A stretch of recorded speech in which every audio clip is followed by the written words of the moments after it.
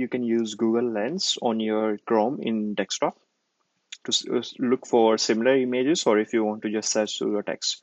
So let's say you want to search similar images to this one. What you need to do is you need to click in the URL bar, and then this logo will show up next to the star. You need to click on it. This will ask you to select anything to search with Google Lens. So what you need to do is you can just go ahead and select the part of the photo that you want to search for, just like this. And then in the right side, you will see related images. And then you can go to any page. Let's say you want to go to this one, and you can make your purchase over here. That is the first way, or there is a second way as well.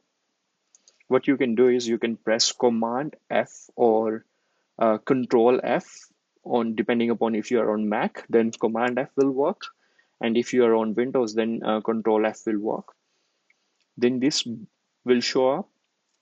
What you need to do is search anything on this page, Google Lens. You need to click on that, and then you just select the part of the image that you would like to search. Once selected, it will show up the related images on the right hand side. You can click on any, you can visit that URL and make your purchase. This is how you can search through the images, but you can also use it to search through the text as well. So let's say if I want to AI news.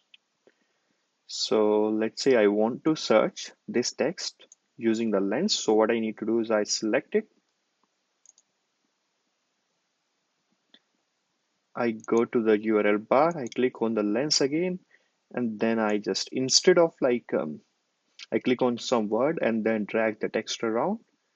And once I have selected the part that I want to search, I just leave it. And then on the right hand side, I can see the related search results. It's this easy to use Google Lens on desktop.